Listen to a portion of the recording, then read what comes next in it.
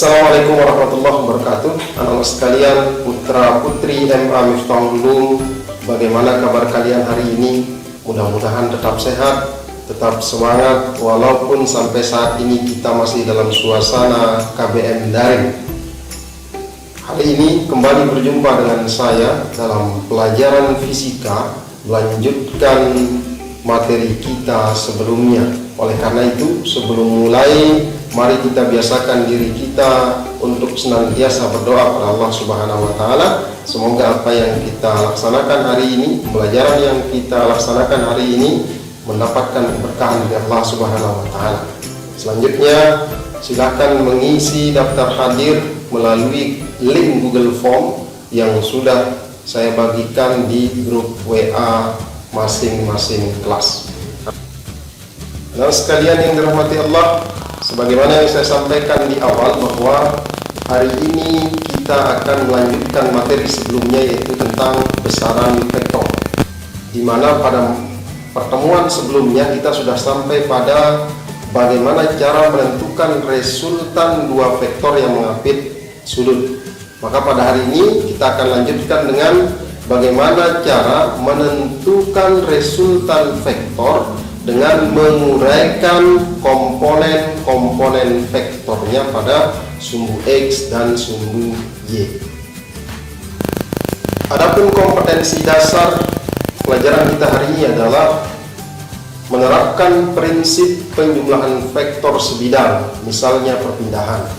Kemudian indikator pencapaian pelajaran kita hari ini adalah menentukan resultan vektor dengan menguraikan komponen-komponen vektor pada sumbu X maupun sumbu Y. Sebelum kita masuk ke materi bagaimana cara menentukan resultan vektor dengan menguraikan komponen-komponennya pada sumbu X dan sumbu Y, maka terlebih dahulu kita harus tahu apa itu komponen vektor. Misalnya, kita punya sebuah vektor F pada bidang kartesius dengan sumbu X dan sumbu Y. Maka yang dimaksud dengan komponen vektor F adalah bayangan yang dibentuk oleh vektor tersebut pada sumbu X dan sumbu Y. Berapa besarnya komponen vektor terhadap sumbu X dan sumbu Y ini? Besarnya adalah komponen vektor pada sumbu X sama dengan Fx sama dengan F kali cos theta. Adapun komponen vektor terhadap sumbu Y besarnya Fy sama dengan F sin theta. Selanjutnya saya ingin mereview materi tentang perbandingan trigonometri, perbandingan nilai trigonometri pada sudut istimewa, sebagaimana yang saya jelaskan pada dua pertemuan sebelumnya, ya. Jadi anak-anak sudah saya minta untuk memahami prinsip trigonometri dan menghafalkan nilai perbandingan trigonometri pada sudut istimewa. Sudut istimewa ini maksud adalah 0, 30, 45, 60, dan 90 derajat. Kenapa disebut sudut istimewa? Karena sudut ini relatif mudah dihafalkan. Di 0, 30, 45, 60, dan 90 derajat. Berapa nilainya? Berapa nilai sinusnya? Berapa nilai kosinusnya? Dan berapa nilai tangannya? Sangat mudah dihafalkan. Sinus 0 sama dengan 0. Sinus 30 sama dengan setengah. Jadi kalau dihafalkan sinusnya mulai dari 30, 0, 30, 45, 60, dan 90 itu 0, setengah, setengah akar 2, setengah akar 3, dan 1. Untuk nilai kosinusnya tinggal dibalik, gitu ya. Nilai kosinus 0 sama dengan 1, gitu ya, dan seterusnya 1, setengah akar 3, setengah akar 2, setengah, dan 0 untuk kosinus 90. Adapun tangan merupakan perbandingan antara nilai sinus dengan nilai kosinus. Nah, kemudian yang perlu juga saya tekankan kembali terkait dengan pembagian bidang kartesius, di mana ada yang kita sebut dengan kuadran 1, ada yang kita sebut dengan kuadran 2, kuadran 3, dan kuadran 4. Jadi di kuadran 1 nilai sin cos tangen semuanya positif. Sedangkan di kuadran kedua nilai sin yang positif, sedangkan nilai kosinus dan nilai tangen itu negatif. Di kuadran ketiga nilai tangen yang positif, sedangkan yang lainnya negatif. Dan di kuadran keempat nilai kosinus yang positif, sedangkan yang lainnya negatif. Pertanyaannya adalah, anak-anak disuruh menghafalkan sudut 0 sampai 90 yang istimewa. Bagaimana kalau sudutnya lebih dari 90 derajat? Maka anak sekalian, jadikan sumbu X sebagai acuan, baik itu X positif maupun X negatif. Misalnya, tentukan nilai sinus 210 lebih dari 90 derajat. Tentukan nilai kosinus 210 derajat. Maka misalnya ada sebuah vektor dengan sudut 210 derajat dari sumbu X positif, ya. Jadi ada vektor F dengan sudut 210 derajat dari sumbu X. Di tabel nilai perbandingan trigonometri sudut istimewa tidak ada 210, yang ada paling besar adalah 90.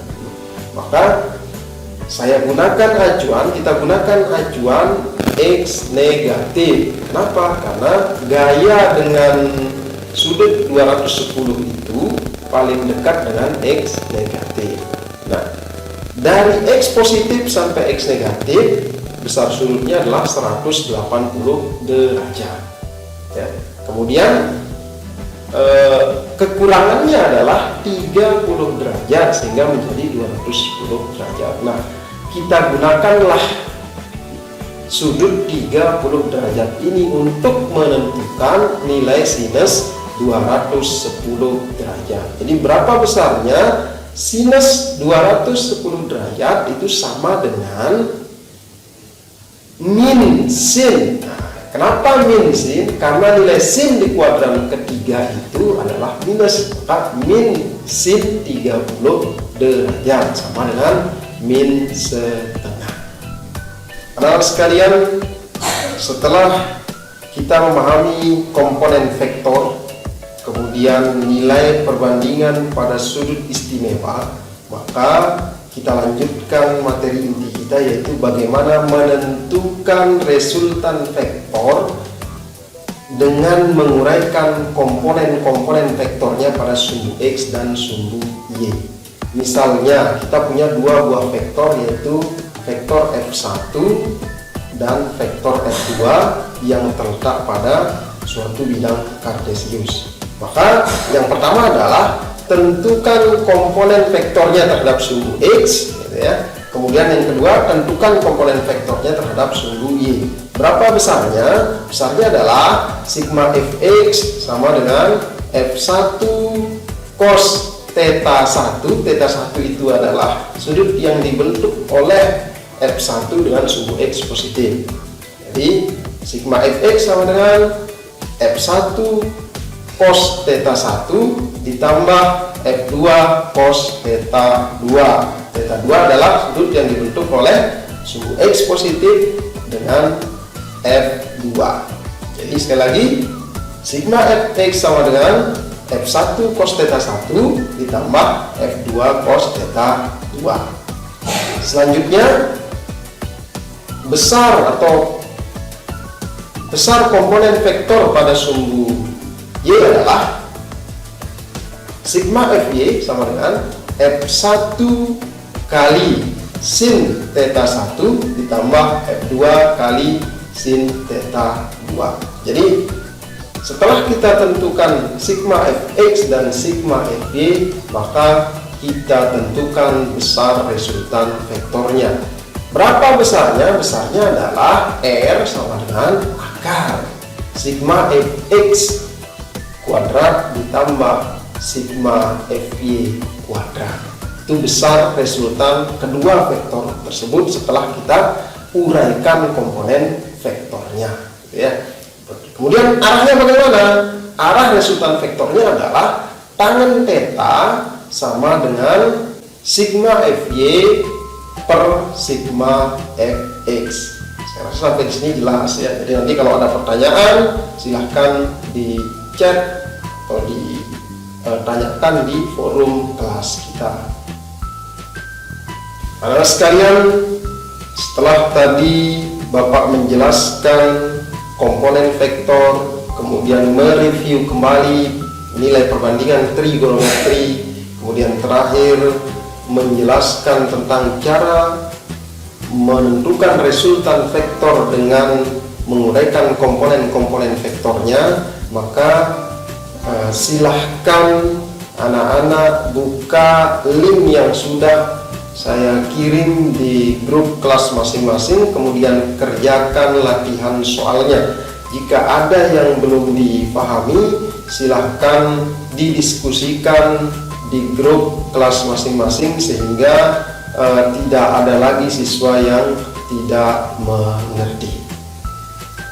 Terakhir, untuk anak-anak sekalian, saya berpesan untuk tetap semangat walaupun sampai saat ini kita belum ada kepastian kapan kita bisa KBM tatap muka, kapan kita bisa berjumpa secara intens, sehingga hal-hal yang memang perlu anak-anak tanyakan bisa ditanyakan secara langsung. Tetapi insya Allah saya yakin semangat anak-anak tetap tinggi. Pergi ke pasar membeli semangka, jangan lupa pakai sepatu. Satu pesan untuk Ananda, jangan malas dan rajin selalu. Demikian, kurang lebihnya mohon dimaafkan. Wassalamualaikum warahmatullahi wabarakatuh.